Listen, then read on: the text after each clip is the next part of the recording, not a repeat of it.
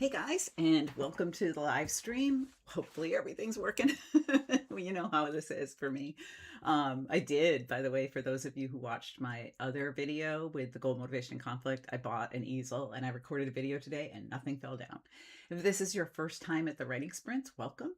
What we do is I put up a prompt and you can use that or not use it to work on your book. It's just to give you some new ideas. We write for about 15 minutes at a time. I play some music. It's all about sprinting, not putting you under pressure for 2 to 4 hours or whatever to write. As much as I love a good long writing sesh, sometimes all you need is just a little bit of a push to get some words on the page. And in between, you guys can ask me questions, see what help you can get on your story and things like that. Nice to see you here, Heather. And yes, happy Friday. It has been a week on my end. I'm really excited. It's Friday. I'm really excited it's the end of the day and that I get to be with you guys because, as you know, this is my favorite part of the week. I've not been working on my book that much in between the sprints. I think I've mentioned that before. It's just been so busy at work, but we had some good things happen this past week. And so hopefully that makes a big difference going forward and I can have more time to work on my book. I think I'm going to do a series that talks about, I'm trying to set up my timer for when we do this, that talks about the book and trying to work on it and everything and trying to get it done because I think that will motivate me, like a day one, day two, day three sort of thing with getting this book written. I think the biggest problem that I've had is that I didn't really figure out the plot and I figure out like a part of it and then I write that part and then I haven't figured out more than that. And although I do sort of write by the seat of my pants, I also have to have at least a basic plan before I get started. So not having that has kept me from really writing a lot. And so that's been a big hindrance to it. I have to be more regimented and more on time with it. Nice to see you, Silver Ali, again. And Kendra, nice to see you here. And I'm so glad that you have free time to write and for you to join us. We usually do like about 15 minutes. We talk about writing in between. And I have a prompt this week that comes from my Alexa, actually. And of course, the minute I say her name, she'll listen. But I had a question pop up on the little home listening device that shall not be named. And I was like, that's actually a great character's question. So I want to use that. And I think I can use this in the scene that I'm working on right now because I've got a character that is far away. It's all about the character being far away from somebody that they love. And I've got a character that I can do this with. So I'm excited to try my own prompt today and see how that goes. Um, Anything else? Yes, I do have another video coming up that will have a whiteboard in it, and my writing is just as messy as ever. I did not subject you guys to a drawing this time. No, I take it back. I did do a little drawing at the end. Terrible at that. I do have a podcast episode I need to edit where I interviewed Valerie Burns, who is a cozy mystery writer, and I know some of you are doing cozy mysteries, so I think that will be great for you. And then I've got one that I'm going to schedule with a formatter and a fiction cover designer and another with an author friend of mine. I just got to get them into my schedule so that I can get them edited and out there. It's been a really, really busy couple of weeks on my end. So things are calming down though. We had a big project at work and I think we've got it mostly under control. And then once that is in somebody else's hands, I can be concentrating on my own stuff. So Heather said she's been reading and noting plot twists more in books I'm reading and movies I'm watching. That's awesome. I do that too. We just watched 56 Days and then we're watching Paradise. Both of those had good twists in them that I didn't see coming, and I really like that. Like 56 Days, we were both watching it, trying to figure out who the body was in the tub because it goes present day back and then back in time, each of the 56 days that lead up to the death of the person that's in the tub in the beginning of the series. And it was actually a really kind of pretty well done show, I thought. It's an erotic thriller, which I guess is a new kind of genre that Netflix is pushing. Those have been around forever in the romance industry, but it seems new for Netflix and it's doing really well. And then we tried Paradise from Hulu, which stars Sterling K. Brown from This Is Us. And that's also been really good. It's all about sort of the end of the world and hiding in the silos. There's been a lot of end of world hiding in silos kind of content out there lately with Fallout and a lot of other shows like that and Silo itself. But we kind of enjoy that when we can't figure it out. And if you surprise me with a movie or with a plot twist, then I just love it. And another fun movie that we watched recently was Dust Bunny. I don't know if any of you guys have seen that, but I thought it was one thing and it turned out to be something sort of kind of something else. It's about a young girl who is convinced that there is a bunny, a dust bunny under her bed that is murdering her parents and trying to kill her. And so she hires a hitman to take care of it. And there's like this John Wick type plot going on at the same time. So you didn't really know if the dust bunny thing was real or if she was imagining it because of the bad guys that the assassin guy was fighting. It was cute. I wouldn't have paid to see it in a theater, but it was cute. So let me know, Heather, if any of the plot twists have been really surprising you and how you've been using that too in your book. I like analyzing them in other books and then saying, okay, how can I do this here? And generally, my question to myself is, what will the reader least expect to have happen?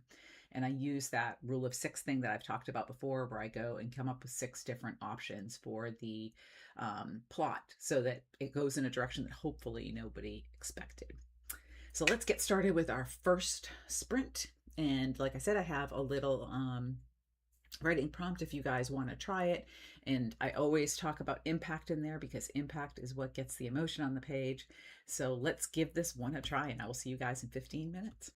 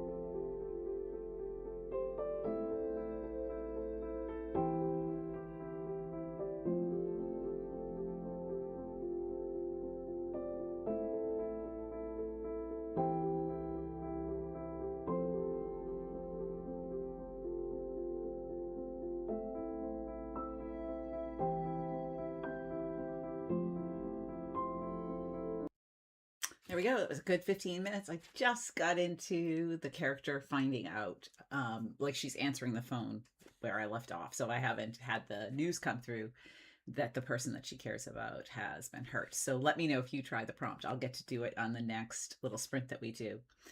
Heather said, rule of six, interesting practice. It really does work for me whenever I get stuck to just come up with six different options. And if you're doing it and it's really hard to come up with numbers five and six, then you're doing it right, because you want to dig deep beyond what is already at the top of your mind. And that's why I do six. Heather's using the plot twist concept in a client's manuscript as a way to think about presenting chapters of her life. I like that. That's pretty cool.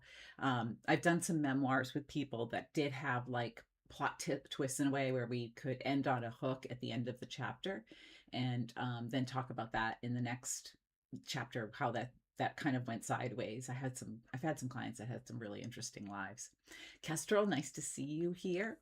And Shamanized, I wish I could be writing right now, but just working, and we'll have this on the side for a bit. Love your channel and really thankful for it. Thank you so much. You guys are so awesome. I did a presentation yesterday on social media, and I got to talk about how much I love my channel and how much I love the community that we formed with you guys, that you guys have formed, basically, because all I did was set up the community online and you guys talk to each other. And I love to see all of the engaging and the ideas and the support and stuff like that. It's really, really awesome. I did a video this week on like having a career. I think that's what this week's is. So they just blur together sometimes because I film like 4 or 5 at a time usually.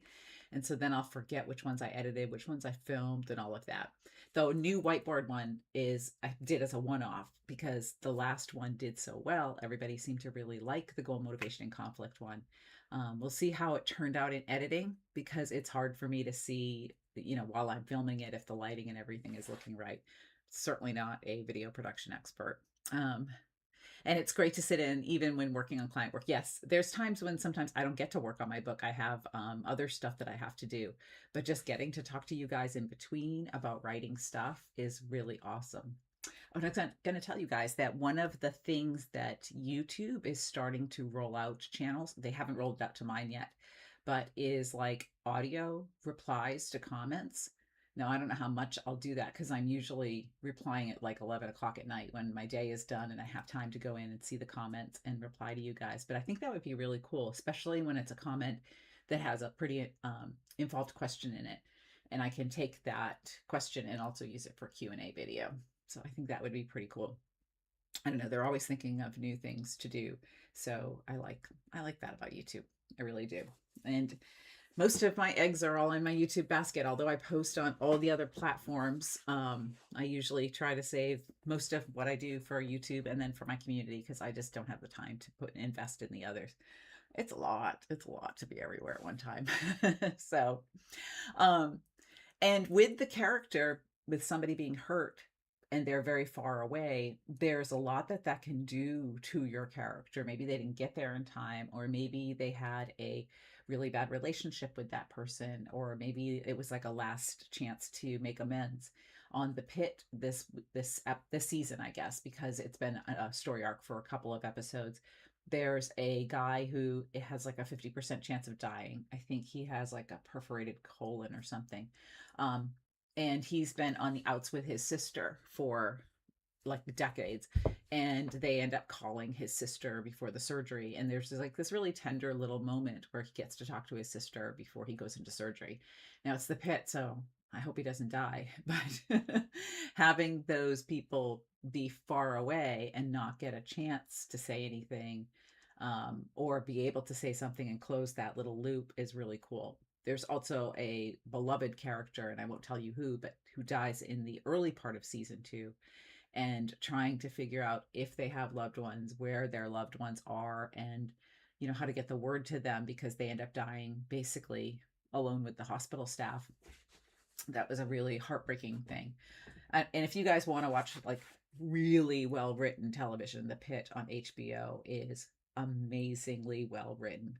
Just the character depth that they have and the storylines that they carry, and the way that each episode has its own arc and then it still feeds into the overarching season arc. Really, really, really well done. So Um, Let me know too in the comments what you guys are reading and watching.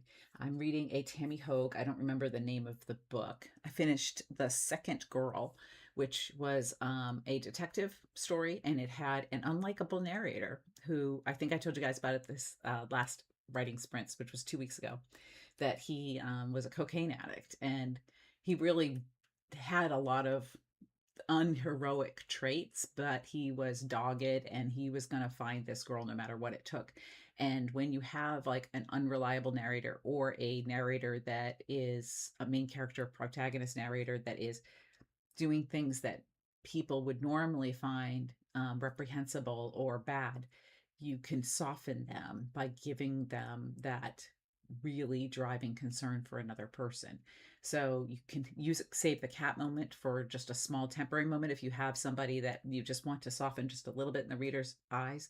And a save the cat moment is literally just when the character does something nice, like saving a cat, and you can show that they're a good person when maybe it's a little doubtful in the eyes of the reader early on in the book. And you can also put in some kind of a cause that's really important to them. And so in this book, The Second Girl, he is looking for a missing girl. And the lengths that he goes to and the depth of caring that he has for somebody that he doesn't even know is what really made me like him, even though, like, literally every scene he's worrying about how much cocaine he can do because he's a serious addict. He's got some reasons for that. The Tammy Hogue has been really good. I've always liked her. She has a book, and I don't remember the title of it, but the first one of hers I read was about a little boy that was missing, and each chapter started with the day, like January 3rd, and how cold it was. So the implication was that he was outside in this cold. And the tension that I felt to read through that book and see how it turned out. And I actually think that book was 2 books. I think there was a sequel before they found the boy. It was a long, long time ago. I got to tell you, that made me hooked on her stuff. It was really good. This one doesn't have that same kind of tension. It has a little bit of that because there is like a ticking time bomb for one of the characters, but it's not the same as that, 7 degrees, January 3rd kind of thing. Kestrel's writing a slasher romance, so that sounds really different just right there, where the male main character is a killer, and I humanize him by making it clear right at the start that he has no desire to actually hurt the female character, so the romance is not as toxic. That sounds really, really good, because you've got that whole the man or the bear thing. I don't know if you guys have heard that on social media. I've been talking about that a lot on threads lately. Like today, I was at Run Club, and my girlfriend and I, as we're walking out of the coffee shop, we walked past these men that were talking, and there's this older man. He's like in his 70s, and I know him because he's lived in this town for a long time, and he's just a jerk, right? He's really a jerk. I would use another word, but I don't want YouTube to flag my channel for bad language, but he's a jerk. And as we're walking by, he's saying to the other guy, yeah, I was just pawing at her in the back seat, and she was fat, but I didn't care because she was there. She's not the kind I normally go for. And my friend is like, did he actually say that? I'm like, oh yeah, I know him. He actually said that. He's the kind of guy that it doesn't matter if you say anything to him or not. He's just going to get more angry and more jerky. And it was just horrifying. So I ended up sharing that on threads today and talking about this is why women would choose the bear every single time. So if you have this complicated character like that, Kestrel, you can have him, you can kind of use that man or the bear sort of thinking in it. And the reason why the whole trend is about choosing the bear as opposed to the man is that for women, a lot of times, a man being alone with a man in the woods, you cannot predict a man's behavior. And so it's scarier than being with a bear where you can predict a bear's behavior.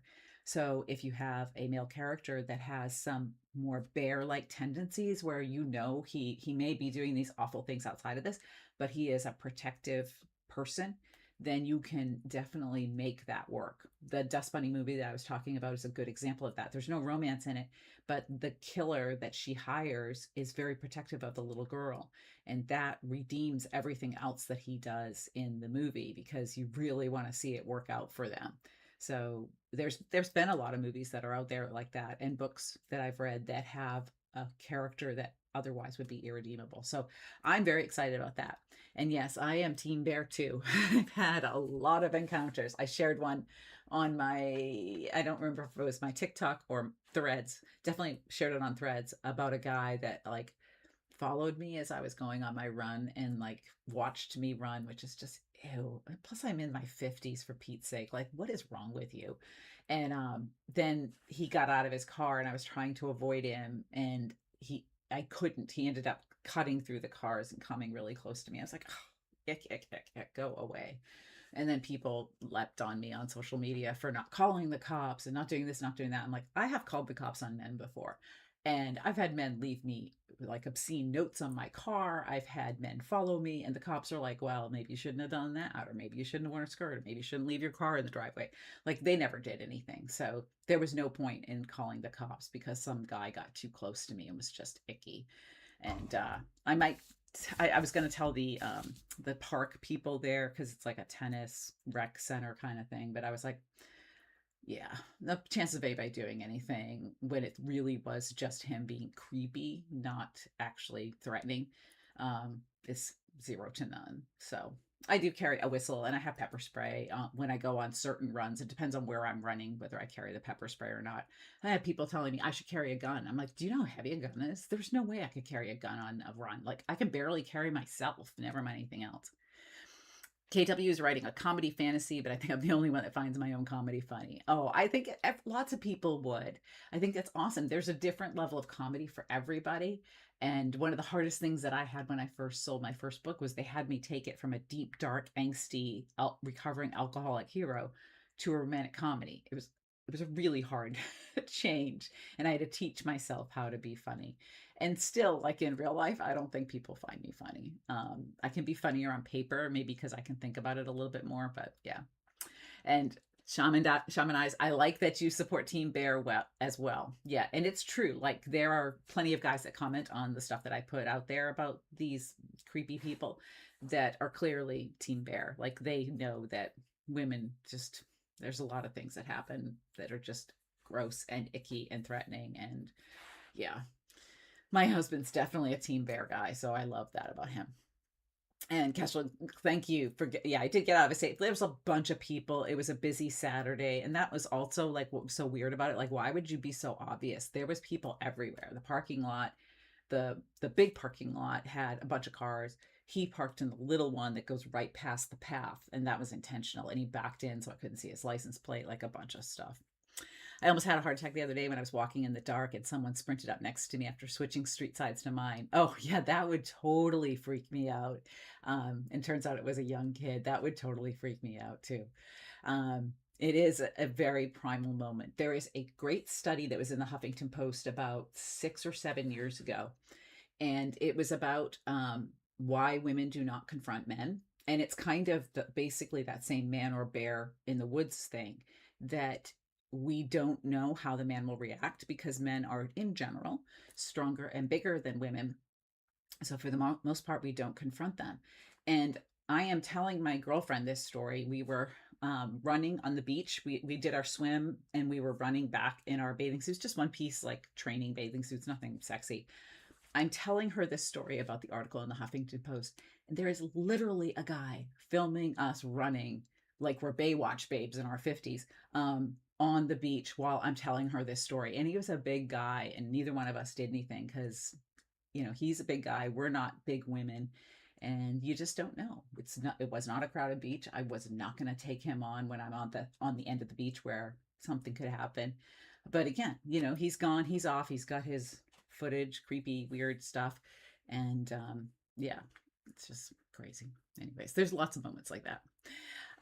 Zach says, I'm French. Should I write my novel in English or French? I heard you guys never read our French literature. Actually, I'm listening to a French book right now that has been translated into English. The great thing about the translations is that they can translate it into English. And the only French parts really are the names and the names of the places. Everything else is in English. And it's a really great detective story. So I think you write in the language that is most natural for you, because that's going to be the easiest. And the market, if you are in France, then you're going to have an easier time selling it to a French publisher or to a French market, if it's in French, because you're already in that market. If you're in the United States, you might want to just hire a translator just to make sure, and unless you're highly bilingual, which you could be, that make sure that it's really good, sounding good in English too. It's been a long week. I think that both can work. This book, the French story that I'm listening to that was translated into English, is just as compelling and just as well written as any other English book. So I don't even notice that it was originally in French, except when she says the names of the people or the names of the places. So it's just excellently done. It's all about having a great story. And translations can sometimes be expensive, sometimes be really inexpensive. I've done Spanish translations for clients. My books are translated by my publisher, so I don't pay for that. But yeah, I think it depends on where your market is. Kestrel's been doing Krav Maga to be able to defend myself, but now I got a biceps tendon inflammation, so I can't do that for a while. Yeah, I get that. I actually have like a shoulder issue I've got to get looked at. And my husband's like, well, how long has your shoulder been bothering you? I'm like, 10 years. Because I started, when I first started swimming, I had bad form and I was breathing on my opposite side. And so I ended up straining my shoulder, and now like I can't lift it where I'm supposed to. And I can't, like when I go to put my arm around somebody when we're doing a picture or something, I can't hold it there. So yeah, I guess it's time to go get that checked out. But I keep doing exercises because yeah, I just do. And Kestrel said, I'm German, but I feel much more comfortable writing in English. And what's the name of the French book that I read? I'll have to look it up on my Audible. I just started it. And I also started a Frida McFadden that I'm not really enjoying so far. Hopefully it turns out to be a lot more suspense. Right now it's very little suspense whatsoever, which is weird because most of her other books that I've read I've really loved. This one I'm not liking so much. But I'll look it up during the next sprint because I have to look at my Audible account to see what the name of the book is. And okay, Shamanized, I will answer your question after the next sprint. So we'll do 15 minutes and then I'll look up the audio book that I'm listening to, Zach, and I will come back and answer your question.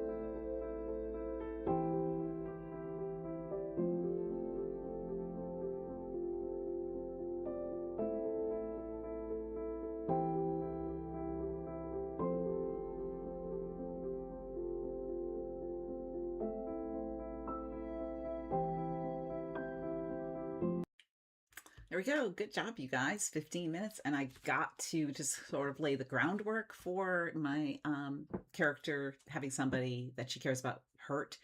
And it added this whole new dimension to my plot that I really like. So sometimes those prompts, even though they're like, they seem like really small things, I'm excited about what it's going to do with this particular scene. Okay, Zach asked about the French book, and of course I've forgotten what it was, even though I just looked at it. It's Lying in Wait by Michael Bussi, Bussi, and it's narrated by Michael and somebody else. Sam Taylor was the translator, I guess. So it's a series and it's a thriller. They're a detective series, which I don't normally go for these, but I liked the excerpt from it. So it's been pretty good. I'm not that far into it. I think I'm maybe 2 chapters in. But yeah, it's pretty good. So hopefully that answers your question.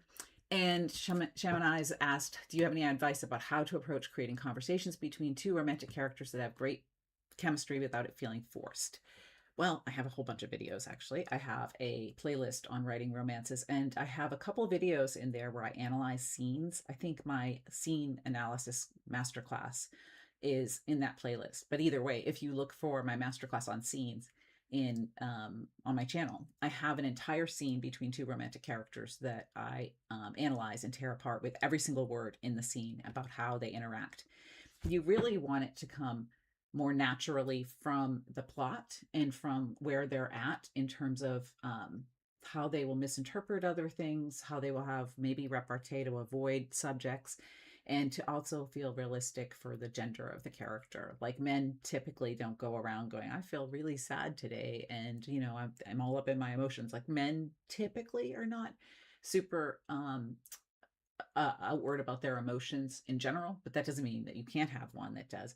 But you want them to kind of talk in the way that also fits their careers, their backgrounds, things like that. Like the way an architect would talk is different from the way a counselor would talk. The way that somebody that works with kids would talk, or how they would approach a problem or how they would approach a conversation is different than somebody that's like, say, a truck driver who's alone a lot. So you want to look at, first of all, how would this person talk? How would they tend to handle conversations like this? And then I tend to write my dialogue out loud. I don't actually speak it out loud while I'm working on my sprint sections here on the channel, because then you guys would hear me. So, but when I'm writing alone, I tend to speak it aloud so that I can hear if it sounds natural. And it all should just kind of play off what's happening in the plot at the same time. I like to use the elements of the scene, the place where the scene is taking place, to kind of show the character and allow their actions to take the place of words sometimes. Like in the scene that I analyze in the masterclass, the hero is like raking and cleaning, doing landscaping stuff, and he uses the landscaping actions in place of words in some places where he doesn't know what to say, or he's been hurt, but he's not the kind of guy that goes, what you said just hurt me. He's gonna do actions instead. So it's a blend of knowing where they come from, knowing what their typical conversational pattern is like, and then using everything that's in your scene to make that feel more natural and saying it aloud. I really think that you can then hear, because you can listen to other people talk, or you can, really hear how they are speaking and whether it feels natural. So, and I think too, a lot of us try to get across way too much information in dialogue. We're just like, well, the reader needs to know this, but it would not be natural for these characters to say this. Try to think of like how a soap opera goes. Like, you knew that he was your father, like, and the mother of your, and she's the mother of your unborn child, whatever, you know what I mean? Like that crazy soap opera dialogue that they have on Monday where they're trying to recap everything that happened the week before. But the characters already know this because they already experienced it. So in general, people don't overshare like that because it's not natural. If you already know it, you don't have to talk about it. The video that I'm going to do that has the whiteboard, I talked about, I don't have the book in front of me, but I talked about Close Your Eyes and Count to 10 by Lisa Unger. And I'm going to have some excerpts from that from the dialogue, and how she's using her actions to avoid talking about things that she already knows. And I think I have another video already on my channel where I use that book. Her husband has been gone. We don't know why at the beginning of the book. We don't know what he's done, And she doesn't have to talk about it because the people she's talking with are already familiar with what her husband did. So by the author not laying all that out there, because in real life the characters would not say, oh yeah, remember when my husband was convicted of fraud and he ran away because blah blah blah, because they already know this. It intrigues us more as readers. We want to know, what is it that they're not saying? So I think that was a really rambling answer to your question. Sorry. And 15 minutes to think about the answer to the question. Yes. Well, I didn't think about it for 15 minutes. I worked on my book. And yes, the writing prompt, you can actually absolutely think about that. And Kestrel said they love to throw them in a situation where they naturally have to react to each other. Could be mundane or more high stakes. Yes, you absolutely want them doing stuff, because that gives you more to work with in the scene. The more you can work actions in with your dialogue, the more you can show how they're feeling. You don't have to say he was angry. You can have him slam the door, right? You don't have to say that she's upset. You can just show her busying herself with, fixing things that don't need to be fixed. What characters do says just as much as what they say. Um, and yeah, reaching for the same item at a grocery store can be a really great little romantic chemistry moment too. It's all about push pull in a romance. So they want each other, but they can't be together because of whatever's going on inside of them. So trying to create that push pull of getting close, backing away is a real art in a romance novel, but that's what keeps the reader really hooked to see if they work it out. Hello, Love Light Shine. Nice to see you here. Um, and I like how you guys are all talking when I'm not doing stuff. And Jenny asked how to write the climax. I know that my character has changed, but still the last chapter feels like telling and underlining the change. You want to show the change. I like to come back to something that happened in the beginning, when I have the climax, and have the character like go through it again or experience it again, but in a different way so that I can show their growth and change. A lot of times when you can make a circle like that in your book, it reminds the reader of where the book started. And so that creates those echoes in their mind so the book lingers longer for them. And it's also a great way to be able to show that the character has grown and is a different person than they were at the beginning.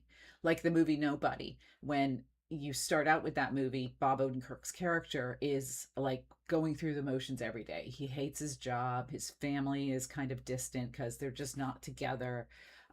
His wife and him, they're not fighting, but they're not doing anything. They're not engaging, and he's not really engaging in his life. And it's just rinse and repeat every single day. After he battles the bad guys and he finally comes back home with his family, it's again another like Monday morning because you still have to go to school and vacuum and make dinner, but the way that they engage, the way that they have dinner is totally different, and the way that they have their conversations is different, and you can see him really showing that he has changed and seen what is important, because he was basically on the verge of divorce at the beginning of the movie.